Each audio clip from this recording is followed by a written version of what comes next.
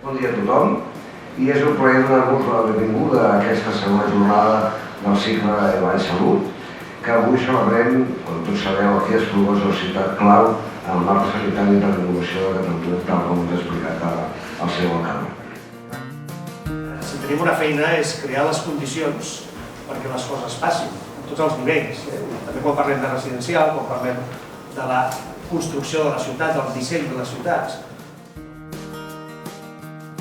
Això ho estem fent tant en temes de salut pública, aquest és un projecte que pensem que és molt interessant, de la Diputació de Girona, i és un projecte que està intentant recollir dades d'una mostra significativa de la població, estadísticament repartida i amb criteris tant de criteris socioculturals com criteris. I el que estem és treballant en els hospitals que s'ho demanen, que estan implantant avui dia, per ajudar-nos a saltar una mica les bases com tenen que treballar. Volem fer gestió de residus i a poc estem envoltant més empreses per arribar a uns punts de la ciutat que ens ajudin a cooperar, que ens facilitin la interacció. Tot el que ha explicat el senyor alcalde és important que les empreses ho sàpiguen.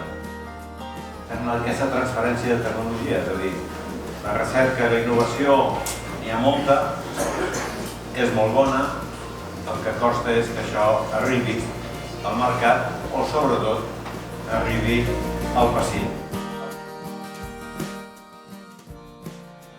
Som realment un dels llocs del planeta on es fa millor ciència biomèdica, però el nivell d'empreniment científic i el nivell en què aquesta ciència arriba a convertir-se en negoci i en productes pels pacients no està al nivell molt possible.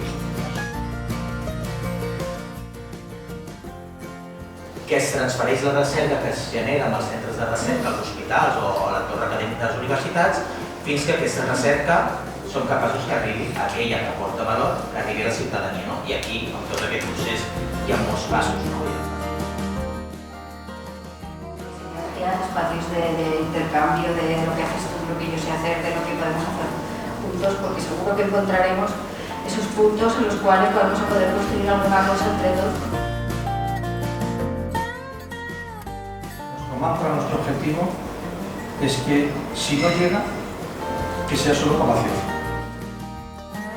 Yo creo que lo que nosotros pretendemos cuando tengamos el hospital, poder crecer en este tipo de colaboración.